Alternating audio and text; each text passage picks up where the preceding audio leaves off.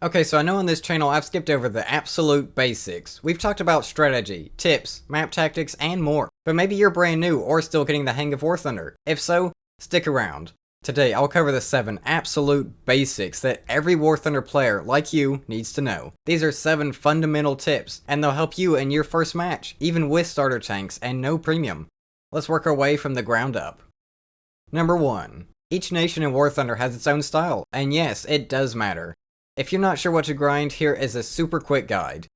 The USA is a jack of all trades, decent armor, mobility, and firepower. Germany has high firepower and armor, but they can be slow. Very slow.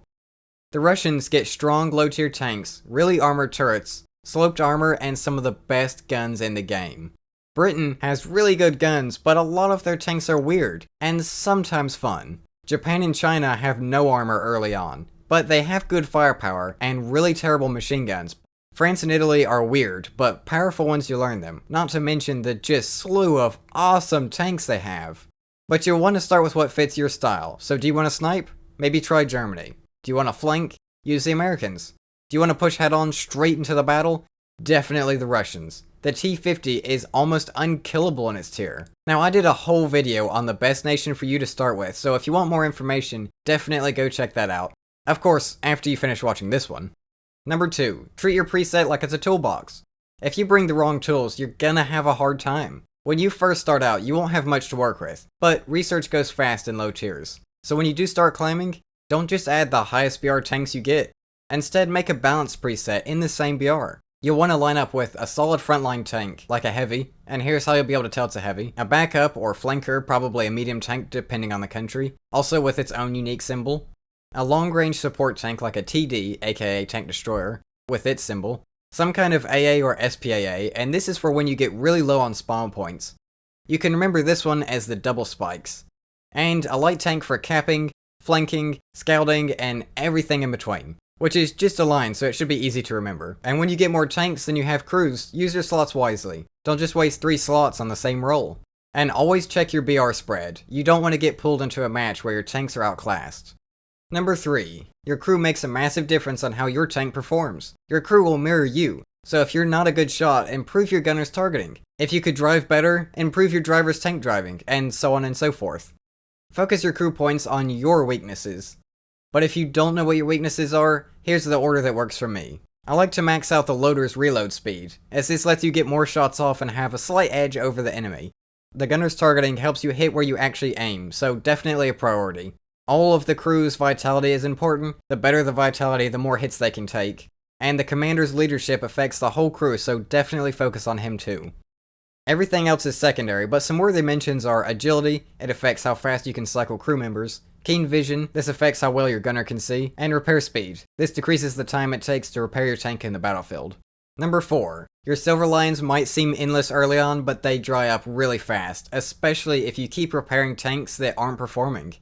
So don't waste your silver lines buying every new tank right away. Instead, upgrade your good or favorite tanks. But be careful because crew training isn't the most important thing, so save most of your line heads for buying the good tanks later on. On average, early low tier tanks cost around 15 to 35,000 silver lions. And the further you go, the more expensive it gets, so the more modern tanks will cost around 100 to 300,000 silver lions. Number 5. This is a beginner mistake I see in action. Players jumping into realistic battles and not knowing anything but how to drive and shoot. But there is so much more than that. Now, I'm not going to waste your time with things you already know, so here's some that you might not.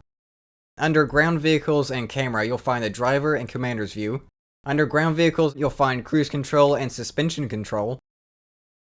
Under aircraft and camera, you should find target select and target lock. And under common camera, you'll find the free camera.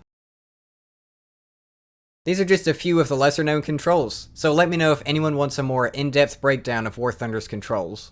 Number 6. Knowing where to shoot is half the battle. At low tier you'll face a lot of tanks with just no armor, but sometimes you'll have to exploit tanks' weak spots. Here are the basics.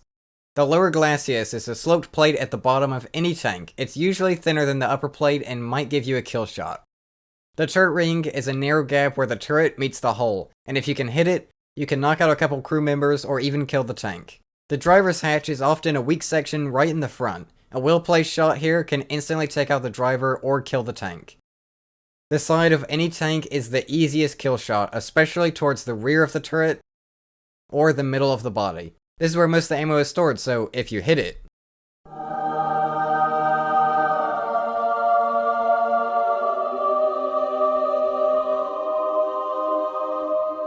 the rear armor is the weakest. The back of most tanks is where the engine and fuel is, and a good hit here can often cause a fire or fuel explosion. But every tech tree is different, so the back of American turrets tend to be heavily armored, and Russian tanks have smaller crews and front ammo storage. So use the X-ray mode in the hangar to preview each tank's internal layout. Just select the tank and hit customizations or preview, and then X-ray to see the layout. Number 7. Want to get better 10 times faster? Use the free camera in replays. After a match, go to your replays and hit free camera, and use the WSAD keys for moving forwards, back, and side to side, and the Q and E keys for up and down. And then trace your movements. Where did you get spotted? Who killed you and how? It's like being your own coach, and you'll start spotting patterns. Use the free camera to see the game from a totally different angle. It's super helpful. You want to get better, right? But you can't skip the basics. These 7 tips are really the fundamentals. Learn them, and you'll start surviving longer, winning more, and climbing faster without spending a single golden eagle. And if you want to learn how to win realistic battles, then check out this video right here. And hit that subscribe button for more tips, tricks, and beginner guides. And let me know your best beginner tips in the comments. Let's get better together, so that you too can become a low-tier legend.